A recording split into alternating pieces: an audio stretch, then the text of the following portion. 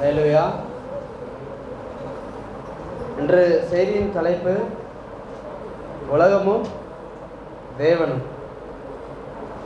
இந்த பிரசங்கம் தொடங்கும் முன்பாக தேவனுக்கு நான் நன்றி செலுத்துகிறேன். அதே போல் சபையாருக்கும் போதகருக்கும் நன்றி செலுத்துகிறேன்.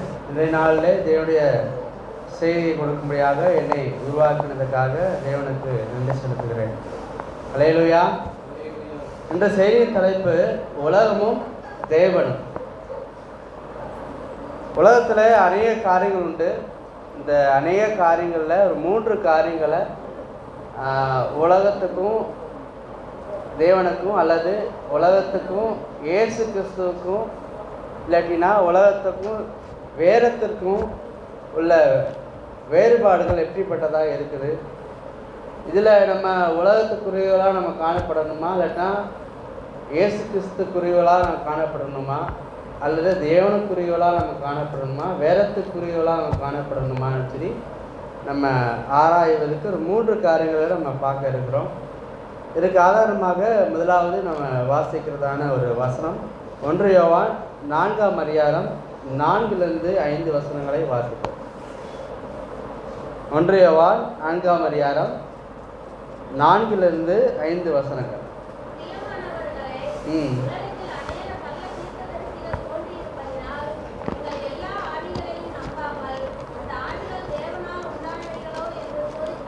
ஒன்று யோவான்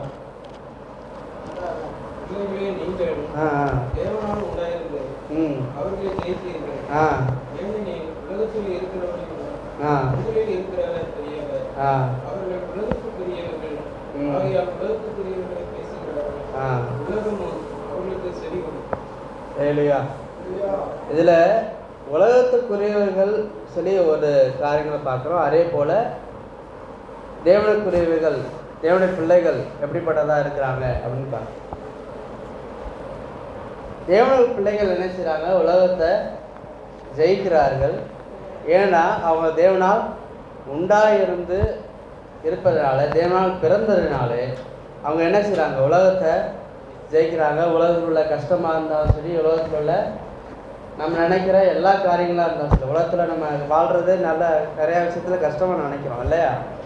அந்த கஷ்டமான விஷயத்துலலாம் யார் ஜெயிப்பானா, தேவனுடைய பிள்ளைகள் என்ன செய்வாங்க, ஜெயிப்பாங்க. ஹல்லேலூயா.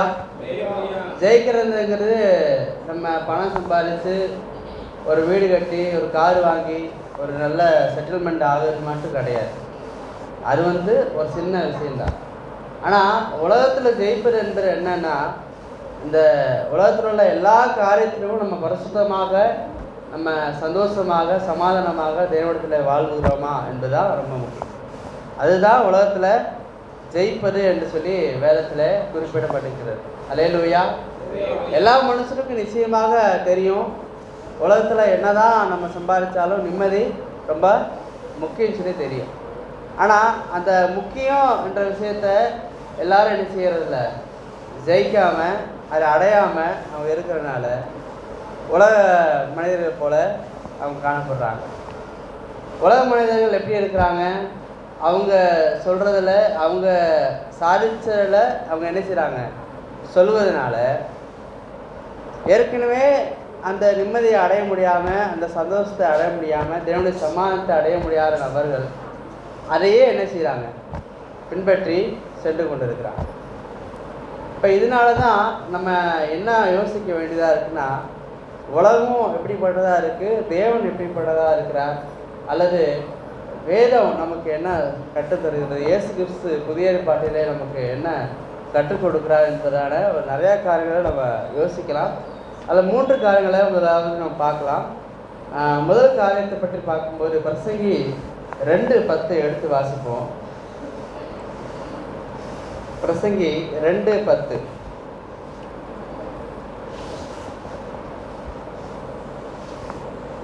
பிரசங்கி 2ஆம் அதிகாரம் 10ஆம் வசனத்தை எடுத்து வாசி.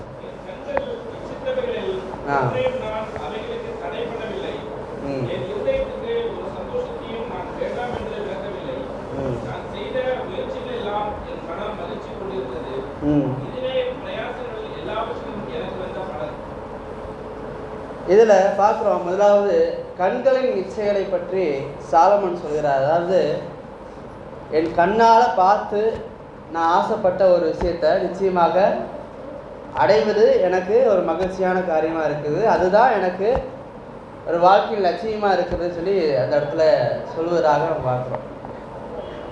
இங்கே அதே சமயத்தில் மத்தேயு 5:28 இயேசு கிறிஸ்து சொல்லுகிற விஷயத்தையே நம்ம பார்ப்போம். மத்தேயு 5:28. மத்தேயு 5:28.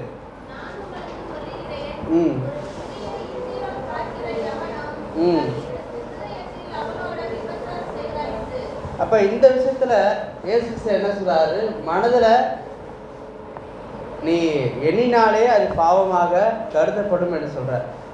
மனதில் ஒரு தீய நோக்கம், ஒரு தீய எண்ணம், ஒரு பெண்ணிடமோ இல்லாட்டினா ஒரு தவறான ஒரு நோக்கத்திலேயோ நமக்கு காணப்பட்டால் அது என்ன செய்ய பாவமாக இந்த இடத்துல இயேசு கிறிஸ்து சுட்டி காட்டுகிறார்.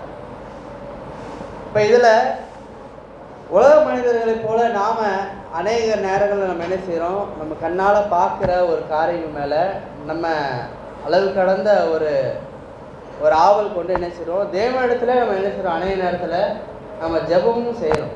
இது எனக்கு கண்டிப்பாக எனக்கு நீங்கள் கொடுக்கணும் அப்படி சொல்லி என்ன செய்கிறோம்? தேவனிடத்தில் முறையிடுகிறோம். ஆனால் அது தேவன சமூகத்தில் அது சரியாக இருக்குமா? பொதுவாக இச்சைன்ற வார்த்தை என்னென்னா அளவு கடந்த ஒரு ஆசையை குறிப்பதான ஒரு வார்த்தை தான் என்னது? இச்சை. இந்த இப்பேற்பட்ட காரியங்கள் உலகத்தில் நம்ம அளவு கடந்த ஒரு காரியத்தில், அதாவது நமக்கு எட்டாத ஒரு விஷயத்தில், நமக்கு தலைக்கடாத ஒரு விஷயத்தில் நம்ம என்ன செய்யக்கூடாது? ஆசைகளை முதலாவது வைக்கக்கூடாது.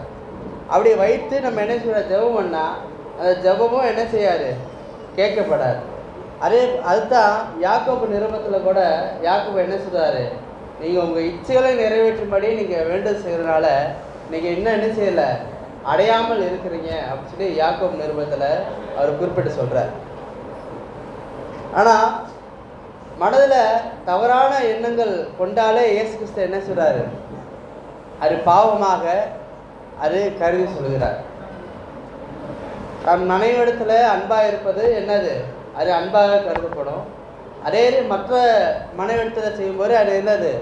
ஒரு பாவமாக கருதப்படும். அதே போல் உங்களிடத்துல உங்கள் பணத்தை கொண்டு நீங்கள் வாங்கக்கூடிய ஒரு பொருளை வைத்து நீங்கள் ஆசைப்படுவது அது தவறு கிடையாது. அதே இது நம்ம இடத்துல இல்லை, மற்ற இடத்துல அதிகமான பணம் இருக்குது. இல்லை அதிகமான பணம் இருக்கிறவங்க என்ன செய்கிறாங்க? ஒரு அதிகமான பொருளோடு ஒரு சந்தோஷத்தோடு வாழ்கிறாங்க. அதை குறித்து நம்ம என்ன செய்யக்கூடாது? நம்ம ஆசையை வைக்கக்கூடாது. அதுக்குரிய நோக்கத்தில் நம்ம செயல்படவும் கூடாது. ஏன்னா அவங்க உழைத்த பணத்தை அவங்க என்ன செய்கிறாங்க? அவங்க வாழ்ந்து கொண்டு இருக்கிறாங்க. நாம் உழைத்த பணத்தில் நம்ம என்ன செய்கிறோம்? வாழ்ந்து கொண்டு இருக்கிறோம்.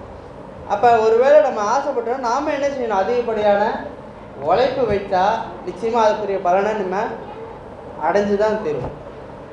அல்லேலூயா. அதுதான் உலகப்புறமான காரியத்திலே ஒரு மனிதன் என்ன சொல்கிறான்? உன் வாழ்க்கை உன் கையில் என்று சொல்லுகிறான்.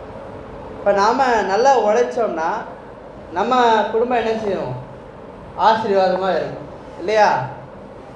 ஆனால் நம்ம அதை காட்டில் அதிகமான ஒரு நம்ம நம்பிக்கை கொண்டவெல்லாம் என்ன இருக்குன்னா, நம்முடைய வாழ்க்கை நம்ம கையில் மாத்திரம் கிடையாது, அது முக்கியமாக தேவனுடைய காலத்தில் இருப்பதாக நம்ம எண்ணி நம்ம செயல்படணும். அல்லேலூயா.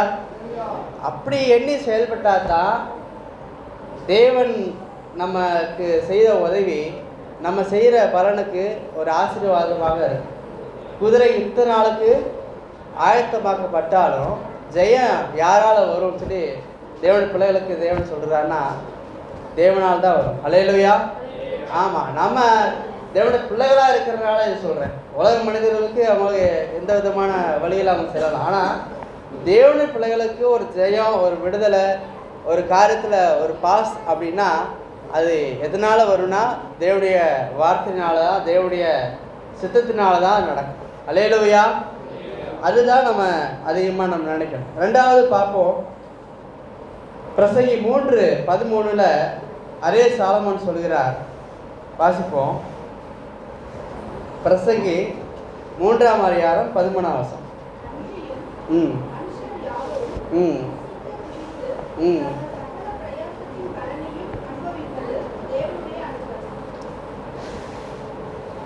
அதாவது ரெண்டாவது காரியம் பார்க்குறோம்.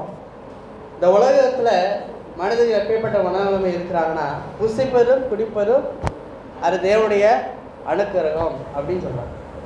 புசிப்பது வந்து நம்ம அனுபவிக்கிற சாப்பாடு அப்படி எடுத்துக்கொண்டாலும், ரெண்டாவது பார்க்குறோம் குடிப்பது அப்படின்னா அங்கே வேதத்தில் சொல்லப்படுகிற காரியம் என்னென்னா, ஒரு மயக்கத்தில் ஒரு மதுபான பிரியத்தில் இருப்பதாக அந்த இடத்துல பார்க்குறோம். இந்த உலகத்துலேயும் மனிதர்கள் பலவிதமான சாப்பாட்டுலேயும் பலவிதமான போத வஸ்துக்களையும் பலவிதமான அடிமைத்தனத்துலேயும் காணப்படுகிற காரியத்தில் பார்க்கணும். இதுதான் உலகத்தில் தேவனுடைய ஆசீர்வாதம் நினைத்து வாழ்ந்து கொண்டு இருக்கிற ஜனங்களும் உலகத்தில் இருக்கிறாங்க. ஆனால் வேதம் நமக்கு என்ன சொல்லுது? இயேசு கிறிஸ்துவின் அப்போஸ்தலர்கள் நமக்கு என்ன சொல்கிறாங்கன்னா, ரோமர் 14:17 வாசிப்போம். ரோமர் 14:17 வசனங்கள். 14ஆம் அதிகாரம் 17ஆம் வசனம்.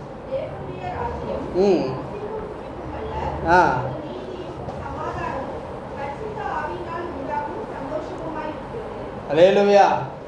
ஆனால் தேவனுடைய ராஜ்யத்துக்குரியவர்களாக நாம் காணப்படுகிற நமக்கு புசிப்பது குடிப்பது என்பது என்ன? அது ஒரு விஷயமே இல்லை. அது பொருட்டாக நினைக்கக்கூடிய நபராக நம்ம காணப்படக்கூடாது. ஆனால் நாம் தேடுவது என்னென்னா, முதலாவது நீதியும் அவருடைய ராஜ்யத்தை தேடுகிற ஒரு ஜனங்களாக காணப்படுகிற நாம் என்ன நினைக்கணும்? நீதியை அடையும்படி நாம் பிரயாசப்படணும். அல்லேலூயா. வேதத்தில் நீதி அப்படி பிரயாசப்படுகிற இந்த காரியத்தில் பார்த்தோம்னா, ஆபிரகாமுடைய விசுவாசம் அவனுக்கு நீதியாக எண்ணப்பட்டது அப்படின்னு பார்க்கணும். அப்போ நம்ம விசுவாசக்குரியவர்களாக எந்த ஒரு காரியத்திலும் தேவனுடைய சமூகத்தில் விசுவாசம் வைக்கிறோமா அப்படின்னு நம்ம பார்க்கணும். அல்லேலூயா. ஏன்னா விசுவாசத்தினாலே உலகத்தை ஜெயித்தீர்கள் சொல்லி நம்ம ஏற்கனவே 1 யோவான் 4ஆம் அதிகாரம் 4-5 பார்த்தோம்.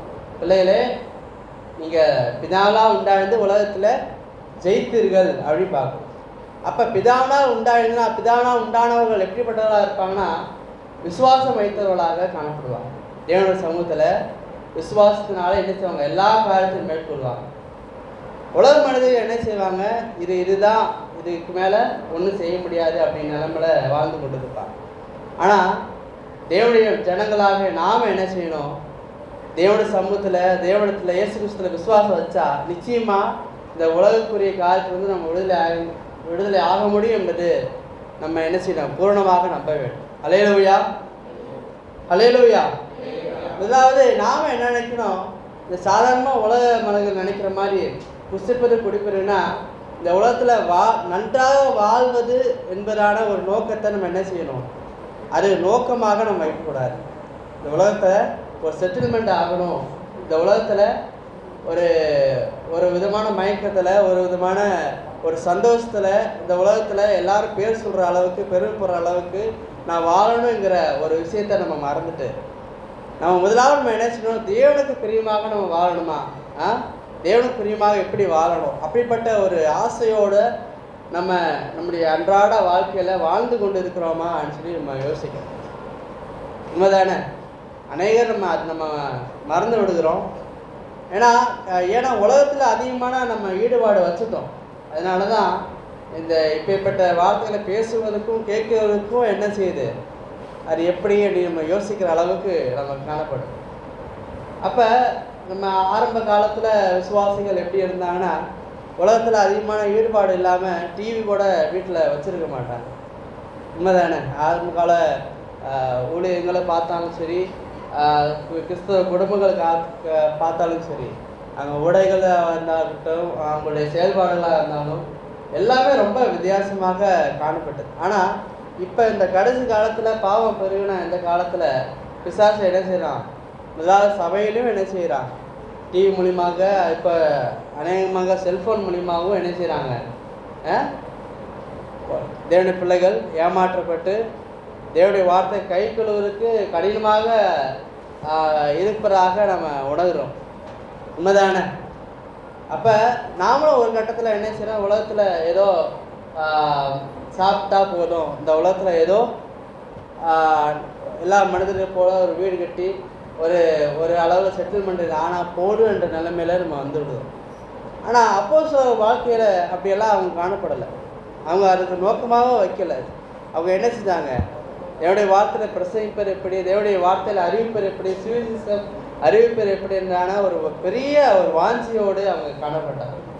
அல்லேலூயா. தேவனுடைய ராஜ்யத்தை எப்படி சுவிசேஷமாக அறிவிப்பது? நம்ம அனுதின வாழ்க்கையில் நம்ம சபையார் அப்படி நினைக்கிறோமா? நிச்சயமாக 98% அப்படி இல்லைன்னு தான் நான் சொல்ல முடியும். உண்மைதானே? நம்ம வீட்டுக்கு போனோன்னா என்ன சமைக்கணும், என்ன செய்யணும் தான் நம்ம யோசிக்கிற அளவுக்கு நம்ம காணப்படுறோம். ஆனால் நாம் என்ன நினைக்கிறோம், நாளைக்கு என்ன செய்யணும், தேவனுக்காக என்ன செயல்படணும். நம்ம வேலை செய்கிறோம், வேலை செய்கிற ஸ்தலத்திலே நம்ம என்ன செய்யலாம், எதை செஞ்சாலும் தேவனுக்கென்று மகிமைக்கென்று நீங்கள் செய்யுங்கள் சொல்லி வேதாகமம் சொல்லுவோம். அல்லேலூயா. நம்ம எதை செஞ்சாலும், நான் இன்னொரு சபையில் ஒரு நபரிடத்தில் நான் கேட்டேன். அவர் வந்து நல்ல பிரியாணி ஆக்குகிறவர், நல்ல சிக்கனு இது மாதிரி ஆக்கி சமைக்கிறவர், அநேகருக்கு ஏற்கனவே கொடுத்தவர்.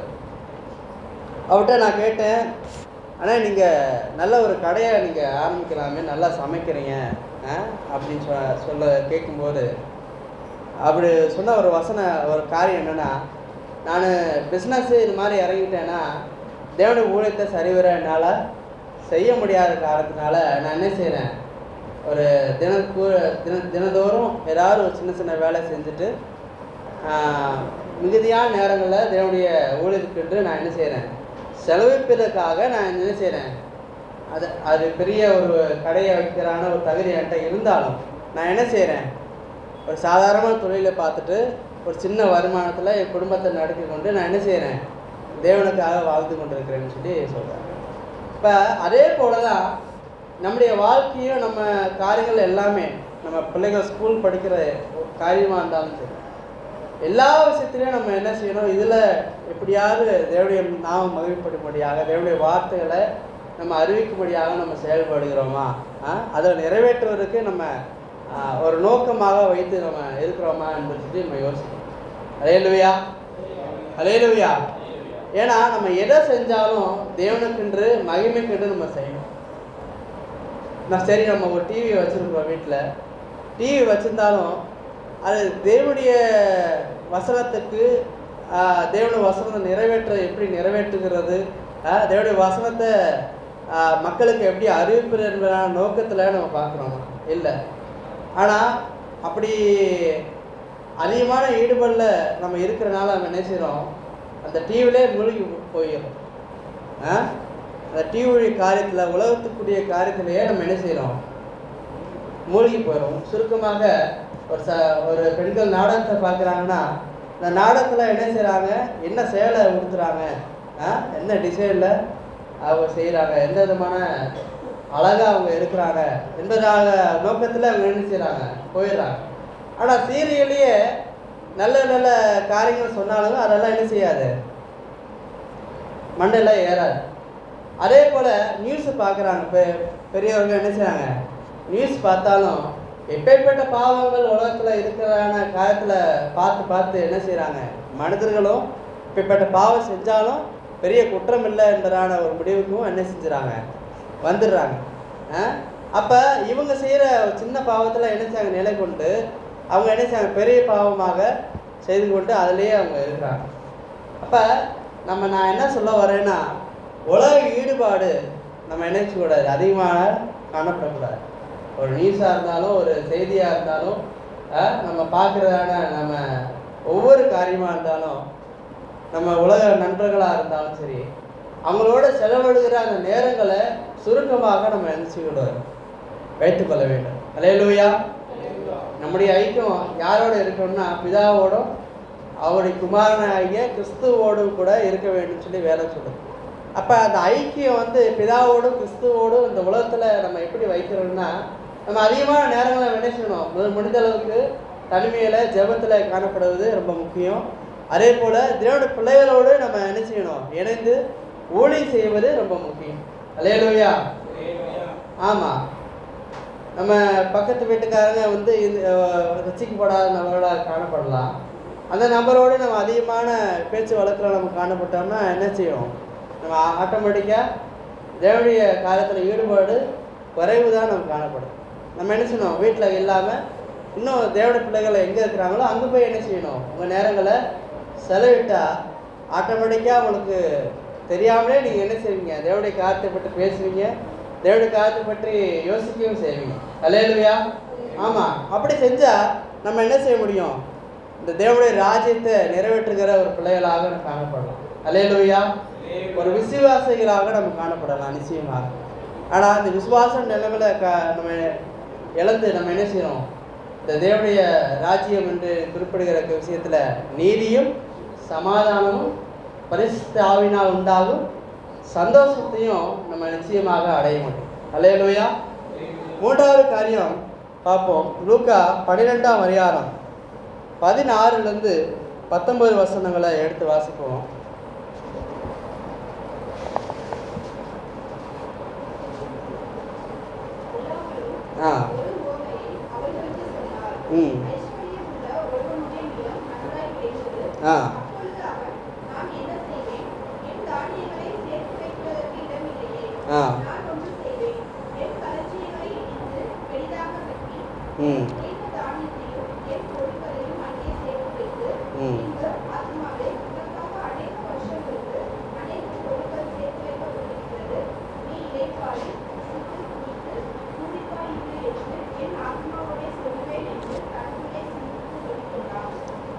இதில் பார்க்குறோம், பணம் என்ற விஷயத்துலேயும் செல்வம் என்ற விஷயத்துலேயும் உலக மனிதர்கள் எப்படிப்பட்ட ஒரு நிலைமையில் இருக்கிறாங்கன்னா, ஃப்யூச்சருக்கும் சேர்த்து வச்சு என்ன செய்கிறாங்க, இப்போ மட்டும் கிடையாது, எதிர்காலத்துக்கும் ஒரு சேமிப்பை, ஒரு பணங்களையும் ஒரு செல்வத்தையும் அவங்க தேடிக்கொண்டு அவங்க என்ன செய்கிறாங்க, இதுதான் வாழ்க்கை அப்படின்னு நினைக்கிறாங்க. அதுக்கு இயேசு கிறிஸ்து சொன்ன வசனங்கள் என்னன்னா, லூக்கா 12:20 வாசிங்க. மதிகேடனே, உன் ஆத்துமா உன்னிடத்திலிருந்து இந்த ராத்திரியில எடுத்துக்கொள்ளப்படும், அப்பொழுது நீ செய்கிறவைகள் யாருடையதாகும் என்று சொல்லி கேட்கிறார். முன்னாடி உலகக்கூடிய மனிதர்கள் எப்படி இருக்கிறாங்க, சேர்த்து வைக்கிறாங்க, அதில் ஒரு நிம்மதியும் அடைந்து அவங்க வாழ்ந்து கொண்டிருக்கிறாங்க. ஆனால் இயேசு கிறிஸ்து அப்பேற்பட்ட நபர்களையும் பார்த்து சொல்கிற காரியம் என்ன, நீ ஒரு மதிகேடன், சுருக்கமாக சொன்னால் முட்டாள் அப்படின்னு சொல்கிறார். இப்போ சபையார் ஆகிய நாம எப்பேற்பட்ட மனநிலைமையில் நம்ம காணப்படுறோம், நம்ம வாழ்வதும் அதில் சொத்துக்களை சேர்க்கிறதும் எதிர்கால திட்டத்திலேயே நம்ம வாழ்ந்து கொண்டு இருக்கிறோமா, அல்லது இன்று மறுத்தால் கூட நான் தேவனுடைய பரலோகத்தில் காணப்படுவேனா என்ற மனநிலைமை இருக்கிறோமா என்று யோசி. அல்லேலூயா. இல்லை உலகக்குரிய காரியத்தில் நம்ம ஜெயம் கொள்ளணும். ஆனால் உண்மைதானே, உலகக்குரிய காரியத்தை என்ன, இன்னைக்கு வாழணும், நாளைக்கு வாழணும், வாழ்ந்து கொண்டே இருக்கணும்னு சொல்லி ஒரு உலக காரியம். ஆனால் தேவனுடைய காரியம் என்ன, இன்றைக்கு நான் மறுத்தாலும் தேவனுடைய சமூகத்தில் காணப்படும். அப்போ இன்றைக்கு மறுத்தாலும் தேவனுடைய சமூகத்தில் காணப்படணும்னா நம்ம என்ன செய்யணும், பரிசுத்தமாக நம்ம காணப்படணும். அல்லேலூயா. ஆமாம், இன்னைக்கு வாசித்த ரோமர் 6ஆம் அதிகாரத்தில் கூட கடைசி காரியங்களை பார்க்கும்போது பரிசுத்தமாகுதல் முடிவோ நித்திய ஜீவன் அப்படின்னு சொல்லுது. அப்போ பரிசுத்தமாகிறவன் இன்னும் என்ன செய்யணும், பரிசுத்தமாக சொல்லி வேலை நமக்கு இந்த கடைசி காலத்தில் சொல்லப்பட்டிருக்கு. அல்லேலூயா. இந்த கடைசி காலத்தில் நீதி செய்கிறவன் இன்னும் நீதி செய்யட்டும். அப்படின்னா அதுக்கு ஆப்போசிட்டாக என்ன ஒரு காரியம் இருக்குன்னா, பாவம் செய்கிறவன் என்ன செய்யட்டும், பாவம் செய்யட்டும். டிவி பார்க்குறவன் என்ன செய்யணும்? டிவி பார்க்கட்டும். உலகக்குரிய காலத்தில் ஈடுபடுகிறவன் ஈடுபடட்டும். சொத்துக்களை சேர்க்கிறவன் சொத்துக்களை சேர்க்கட்டும். பணம் சேர்க்கிறவன் என்ன செய்யட்டும்? பணம் சேர்க்கட்டும். அப்படிதான். அதுக்கு ஆப்போசிட்டாக என்ன செய்யணும்? நம்ம தேவனுடைய பிள்ளைகளாக நாம் வசனங்களை நம்ம இதயத்தில் சேர்க்கணும். அல்லேலூயா. தேவனுடைய காரியங்கள் என்ன இருக்குது அப்படியான காரியங்களை நம்ம உலகத்தில் நம்ம மனதில் நம்ம சேர்க்கணும். அல்லேலூயா. ஆமாம், தேவனாக வாழ்வதற்கு, தேவனுடைய பிள்ளைகளாக வாழ்வதற்கு, அவருடைய ராஜ்யத்தின் பிள்ளைகளாக வாழ்வதற்கு என்னென்ன வசனங்கள் இருக்குது, என்னென்ன நேரங்களை ஒதுக்கி நம்ம ஜெபிக்கணும் என்பதான காரியத்தில் நம்ம அதிகமான கவனத்தை நம்ம செலுத்தணும். அல்லேலூயா. ஆமாம், அப்படி கவனத்தை செலுத்தாத ஒரு மனநலனை காணப்பட்டோம்னா நம்ம ஏதோ விதத்தில் முட்டாளாக உலகத்தில் வாழ்ந்து கொண்டு இருக்கிறோம் அப்படிதான காரியம் தான் உண்டு.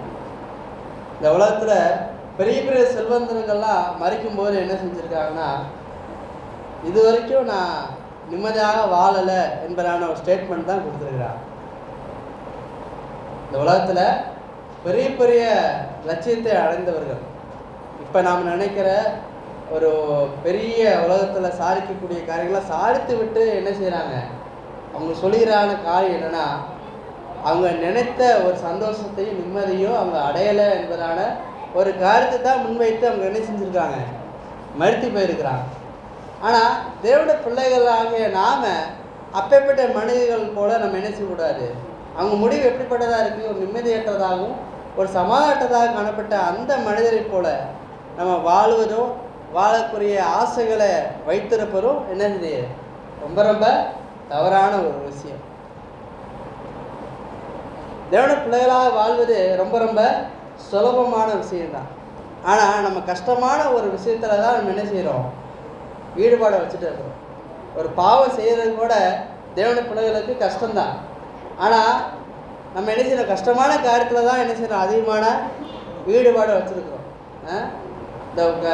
இந்த உலகக்குரிய காரியத்தில் ஈடுபடுவதற்கு எல்லாவற்றுக்கும் அதிகமான நம்ம ஒரு மெனக்கேடு இருக்கத்தான் செய்யுது. ஆனால் அந்த மெனக்கேடை நம்ம பெருசாக நினைக்கிறதில்ல. காரணம் என்னென்னா, அது அதிகமான ஈடுபாடு நம்ம வச்சுட்டோம்னா அதுக்குரிய காரியத்தில் நம்ம செய்யாது, ஒரு சோர்வே ஏற்படாது. அதே போல தான் அப்பேற்பட்ட ஒரு ஆசையோடு ஒரு சித்தத்தோடு தேவனுடைய சமூகத்தில் நம்ம காணப்பட்டோம்னா இந்த தேவனுக்காக கஷ்டப்படுவதும் தேவனுக்காக நம்ம பாடுபடுவதும் நமக்கு ஒரு ஒரு பெரிய விஷயமாக காணப்படாது.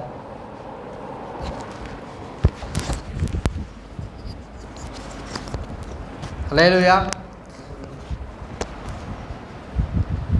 அதாவது நம்ம பிள்ளைகள் மேலே நம்ம அளவு கடந்த ஒரு பாசத்தை வச்சுட்டோம்னா அந்த பிள்ளைகளால் வர தொந்தரவாக இருந்தாலும் இந்த பிள்ளைகளாக வருகிற எந்த ஒரு விஷயமா இருந்தாலும் பெருசாக நம்ம என்ன செய்ய மாட்டோம், அதை கேர் பண்ணிக்க மாட்டோம். அவங்களுக்காக எதுனாலும் நம்ம செய்வோம். அதே போல் ஒரு மற்ற பிள்ளைகளை யாரோ ஒருவங்களை நம்ம வெறுத்துட்டோம்னா அவங்களுக்காக எதுவுமே நம்ம செய்ய மாட்டோம். அதே போல் தான் உலகத்தில் நம்ம அதிகமான ஈடுபாடு வச்சுட்டோம்னா அதுக்காக நம்ம செயல்படுறதுக்கு நம்ம என்ன செய்ய மாட்டோம், சோர்ந்து போகாமல் செஞ்சுட்டா இருப்போம். இந்த நம்ம மத்தேயுல லூக்கா 12:14-19 வாசித்த ஒரு நபரை போல் நம்ம என்ன செய்வோம், சோர்ந்து போகாமல் உலகத்தில் உழைப்போம், சோர்ந்து போகாமல் சொத்துக்களை சேர்ப்போம், சோர்ந்து போகாமல் என்ன செய்வோம், உலகக்குரிய காலத்திலே செஞ்சுட்டே இருப்போம். ஆனால் தேவனிடத்தில் நம்ம அன்பாக இருந்தோம்னா, வேதத்திலே நம்ம அன்பாக இருந்தோம்னா, தேவனுடைய சமூகத்தில் அன்பாக இருந்தோம்னா நம்ம என்ன செய்வோம், அதிகமான உலகத்துக்காக ஈடுபடுவதை காட்டிலும் தேவனுக்காக பாடுபடுவோம், தேவனுக்காக வாழுவதில் அதிகமான ஒரு சோர்வற்ற நிலைமையில் நம்ம காணப்படுவோம். அல்லேலூயா. ஆமாம், நான் பொதுவாக ஆவிக்குரிய விஷயத்தில் நம்ம எல்லோரும் என்ன செய்வோம், ஒரு கட்டத்தில் சோர்ந்து போகிறோன்னா உலகக்குரிய காரியங்களை நம்ம என்ன செய்யணும், கட் பண்ண வேண்டியது அதிகமாக இருக்குது என்பது யோசிக்கணும். அல்லேலூயா. தேவனுடைய பிள்ளைகளாக நாம் உலக ஐஸ்வர்யங்களை போல் உலக சொத்துக்களை சேர்க்கிற ஒரு நபரை போல் காணப்படாமல் நாம் பிலிப்பியர் 4:19 எடுத்து வாசிங்க. பிலிப்பியர் 4:19. ஆ ம்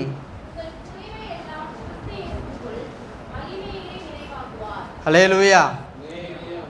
அதே போல் கொலேசியர் 1:27 சேர்த்து வாசிச்சிருங்க. கொலேசியர் 1:27. ஆ ஆ ஆ ம்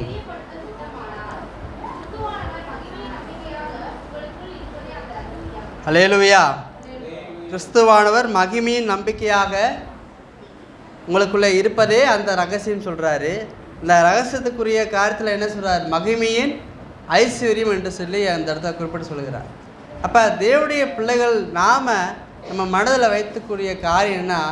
இயேசு கிறிஸ்துவை நம்ம என்ன செய்யணும்? மனதில் ஏந்தி கொண்டுகிற ஒரு நபராக காணப்பட்டோம்னா நிச்சயமாக இந்த உலகத்தில் எல்லா நபரையும் காட்டிலும் நாம் தான் செல்வந்தராக காணப்படும். அல்லேலூயா. இயேசு கிறிஸ்து நம்ம உள்ளத்துக்குள்ளாக வந்துட்டார்னா நம்ம இந்த உலகத்தில் உள்ள நபரை காட்டிலும் யார் பணக்காரர்? யார்? நாம தான். செல்வந்தர் யார்? நாம தான். லட்சியம் அடைந்தவர்கள் யார்? நாம தான். அல்லேலூயா. ஏன்னு சொன்னால் இந்த உலகம் யாருக்காக உண்டாக்கப்பட்டிருக்குன்னா, யாரால் உண்டாக்கப்பட்டிருக்குன்னா குமாரனுக்காக. அல்லேலூயா. இயேசு கிறிஸ்துவுக்காக. அல்லேலூயா. அப்பேற்பட்ட இயேசு கிறிஸ்து நம்ம மனதில் இருக்கும்போது இந்த உலகமே நமக்கு உரியது தான். அல்லேலூயா. அப்போ அந்த உலகமே நமக்குரியது என்ற நிலைமையில் இருக்கும்போது உலகத்தில் நமக்கு ஈடுபாடு இருக்குமா? உலகம் பெருசாக நமக்கு தெரியுமா? உலகக்குரிய லட்சியங்கள்லாம் பெருசாக தெரியுமா? உலகக்குரிய இந்த செல்வம்லாம் பெருசாக தெரியுமா? நிச்சயமாக தெரியாது. அப்போஸ்தலர்கள் ஊழியம் செய்கிற காலத்தில் அநேக நபர்கள் என்ன செஞ்சாங்க? செல்வங்களையும் பணங்களையும் என்ன செஞ்சாங்க? அவங்க காலில் கொட்டுனாங்களாம். ஏன்னா அந்த அளவுக்கு அவங்க என்ன செஞ்சாங்க? உலகத்தில் ஈடுபாடு அற்று காணப்பட்டாங்க.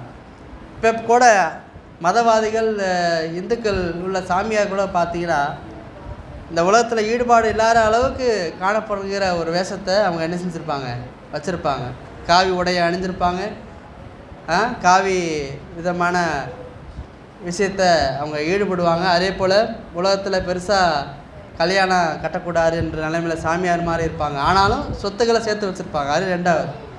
ஆனால் தேவனுடைய பிள்ளைகளாக நாம் வேஷ தரித்திரம் போல காணப்படாமல் நம்ம உண்மையாக இந்த உலகத்தில் இருந்தாலும் உலகத்துக்குரியலாக நம்ம காணப்படாமல் நம்ம காணப்பட்டோம்னா நிச்சயமாக இந்த உலகத்தில் உள்ள ஐஸ்வர்யங்களை காட்டிலும் நாம் தான் அதிகமான ஐஸ்வர்யம் வைத்திருப்பதாக நம்ம நினைத்து கொண்டிருப்போம். அல்லேலூயா. ஆமாம். இப்பேற்பட்ட நபர்களை உலகக்குரிய நபர்கள் பார்க்கும்போது என்ன செய்வாங்க? நம்மளை முட்டாளாக தான் பார்ப்பாங்க. நம்மளை உலகத்தில் வாழ தகுதி இவனுக்கு இல்லை, உலகத்தில் எப்படி இவன் வாழ போகிறான் அன்றதான ஒரு ஏளனமாக பார்க்குறதான ஒரு விஷயமாகவும் இருக்கலாம். ஆனால் நமக்கு தான் தெரியும் இயேசு கிறிஸ்து நம்ம மகிமையின் நம்பிக்கையாக நம்ம மனதில் இருக்கிறனால நமக்கு தான் தெரியும் இந்த உலகத்தில் உள்ள நபரை காட்டிலும் நிம்மதியாக சந்தோஷமாக நான் தான் வாழ்ந்து கொண்டு இருக்கிறேன்னு சொல்லி நமக்கு தெரியும். அல்லேலூயா. அது உலக நபர்கள் என்ன செய்ய முடியாது? ஜட்ஜ் பண்ண முடியாது. உலக மனிதர்களே ஒரு கட்டத்தில் யோசிப்பாங்க. அவங்க வெளியே சொல்ல மாட்டாங்க. ஆனால் அவங்க என்ன யோசிப்பாங்க? நம்மளை காட்டில் அவன் தான் என்ன செஞ்சுருக்கான், நிம்மதியாக வாழ்ந்து கொண்டு இருப்பான்னு சொல்லுவாங்க. ஆனால் நாம் என்ன நினைக்கிறோம்? இல்லை, நான் தேவனுக்காக வாழ்ந்து நம்ம என்ன செய்கிறேன்? நான் தான் இந்த உலகத்தில் ரொம்ப பரிதாபமான நிலையில் நான் காணப்படுறேன்னு சொல்லி நாமே நம்ம என்ன செய்யணும்? தாழ்த்தி நம்ம சோர்ந்து நம்ம காணப்படுறோம். ஆனால் உண்மையில் என்னென்னா அந்த நபர்களே வெளியே சொல்லாத ஒரு விஷயம் என்னென்னா, என்னை காட்டிலும் தேவனுடைய பிள்ளைகள் தான் இந்த உலகத்தில் எப்படிப்பட்டவராக இருக்கிறாங்க, சந்தோஷமாக இருக்கிறாங்கன்னு சொல்லி அவங்க நினைப்பாங்க. அல்லேலூயா. ஆமேன். அதே போல தான் நாம் சோர்ந்து போகாமல் இந்த உலகத்தில் காணப்படணும்னா இயேசுவின் மகிமையின் நம்பிக்கையாக நம்ம மனதில் இருக்கிறனால நம்ம என்ன நினைக்கணும்? இயேசுவால் நம்ம இந்த உலகத்தில் எல்லாமே நான் அடைஞ்சிட்டேன். இனிமேல் இந்த உலகத்தில் அடையக்கூடிய காரியம் ஒன்றுமே இல்லை. இனிமேல் அடையக்கூடிய காரியம் என்னென்னா, நான் இயேசு கிறிஸ்துவை போல வாழ்வதற்கு, இயேசு கிறிஸ்து போல வாழ்வதற்கு, இயேசு கிறிஸ்துவின் குணங்களை நான் அப்ளை பண்ணுறதுக்கு இயேசு கிறிஸ்து என்ன செஞ்சார்? ஒரு கணத்தை அரைஞ்சா மறுகணத்தை திருப்பி காட்ட சொன்னார். அதே போல் இயேசு கிறிஸ்து இந்த உலகத்தில் வாழும்போது தனக்குரிய சொத்துக்களை அவர் என்ன செய்யலை, சேர்க்கலை. தனக்குரிய ஒவ்வொரு காரியத்திலையும் அவர் என்ன செய்யலை, ஈடுபாடு வைக்கவே இல்லை. அவருக்காக மனைவி தேடினாரா? அவருக்காக ஒரு சொத்துக்களை தேடினாரா? அவருக்காக ஒரு எந்த ஒரு விஷயத்திலையும் அவர் என்ன செய்யலை, ஈடுபாடே இல்லை.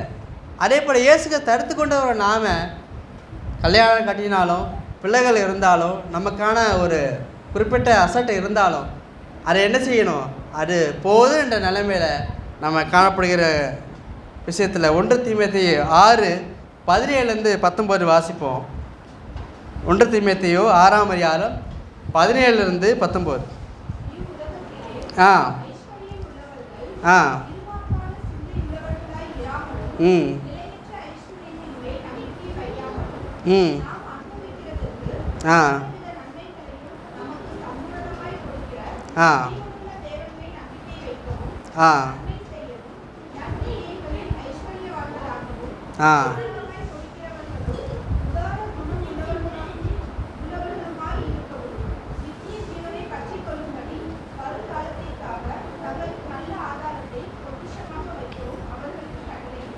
ஹல்லேலூயா.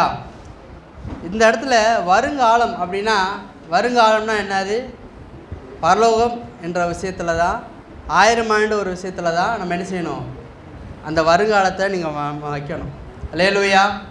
இந்த உலகத்தில் நம்ம வாழ்கிற வருடங்களாக இருந்தாலும் வருஷங்களாக இருந்தாலும் அது ரொம்ப ரொம்ப கம்மி தான். கம்பேர் டு பரலோகத்துலேயும் தேவனுக்காக நீங்கள் வாழ்கிற ஒரு விஷயத்தில் பார்த்தீங்கன்னா, இந்த உலகத்தில் ஒரு மனிதர் எவ்வளோ வருஷம் வாழ்வான்? ஒரு 50 வருஷம், ஒரு 60 வருஷம் தான். ஆனால் நித்தியமாக வாழ்கிற இந்த ஆவி எங்கே இருக்க போகுதுன்னா, பரலோகத்துலேயும் அவருடைய சமூகத்தில் தான் காணப்படுது. ஹல்லேலூயா. இப்போ அந்த ஒரு விஷயத்தில் நம்ம ஜெயிக்கணும், அந்த ஒரு விஷயத்தில் நம்ம ஆயத்தமாகணும், அந்த ஒரு விஷயத்தில் நம்ம தகுதி ஆகணும்னா நம்ம என்ன செய்யணும்? இந்த உலகத்தில் அதிகமான ஈடுபாடு இல்லாமல், இந்த உலகத்தில் இருந்தாலும் இந்த உலகத்துக்குரிய ஒரு தொடர்பு இல்லாமல் நம்ம காணப்படணும். ஹல்லேலூயா. இந்த 3 காரியங்களை இந்த நாள் நம்ம பார்த்தோம். உலகமும் தேவனும் என்ற தலைப்பில் 3 காரியத்தை பற்றி பார்த்தோம். கண்களை இச்சை பற்றி சாலமன் என்ன சொல்கிறாருன்னா, அது உன்னையும் நான் தவிர்க்காமல் அதை செஞ்சேன் அப்படின்னு சொல்கிறார். ஆனால் இயேசு கிறிஸ்து என்ன சொல்கிறாரு, அது தவிர்க்கணும்னு சொல்கிறார். இந்த கெட்ட எண்ணத்தோடு இருந்தாலே பாவம் என்ற விஷயத்தை அவர் சொல்கிறார். 2வது, உலகக்குரிய நபர்கள் எப்பேற்பட்ட மனநிலையில் காணப்படுறாங்கன்னா, புசுப்பெரும் குடிப்பது தான் ஒரு நிம்மதியான வாழ்க்கை என்று நினைக்கிறாங்க. ஆனால் தேவனுடைய வசனம் என்ன சொல்லுதுன்னா, புசுப்பெரும் குடிப்பெரும் தேவனுடைய ராஜ்யம் அல்ல. தேவனுடைய ராஜ்யம் என்பது, தேவனுடைய பிள்ளைகளுடைய வாழ்க்கை முறை எப்படிப்பட்டதாக இருக்குன்னா, அது நீதியும் சமாதானமும் பரிசுத்த ஆவினால் உண்டாகும் சந்தோஷத்துக்குரிய நபர்களாக அவங்க காணப்படணும் அப்படின்னு சொல்கிறார். 3வது விஷயம், பணத்தை முன்னிறுத்தி உலக மனிதர்கள் சொத்துக்களை முன்னிறுத்தி சொத்துக்களை சேர்க்கறதில், உலகத்துக்குரிய ஒரு லட்சியங்களை அடைவதில் அவங்க திருப்தி அடைந்து காணப்படுகிற நிலைமையில் காணப்படுறாங்க. ஆனால் இயேசு கிறிஸ்துவும் வேதமும் தேவனை நமக்கு சொல்கிற காரியம் என்னென்னா, உலகத்தில் மகிமையின் நம்பிக்கையான இயேசு கிறிஸ்துவை மனதில் வைத்தவர்களாக அதிலே ஒரு செல்வந்த ஒரு நிலைமையில் மனநிலைமையில் நம்ம காணப்படணும்னு சொல்லி வேதம் நமக்கு சொல்லுது. ஹல்லேலூயா. இந்த 3 காரியத்திலையும் நம்ம ஆழமாக யோசித்து நம்ம செயல்படுவோம். தேவன் தாமே இந்த நாள்லேயும் தேவனுடைய வார்த்தை அறிவிக்க என்னை தகுதிப்படுத்துறதுக்காக தேவனுக்கு நன்றி செலுத்துகிறேன். ஆமென்.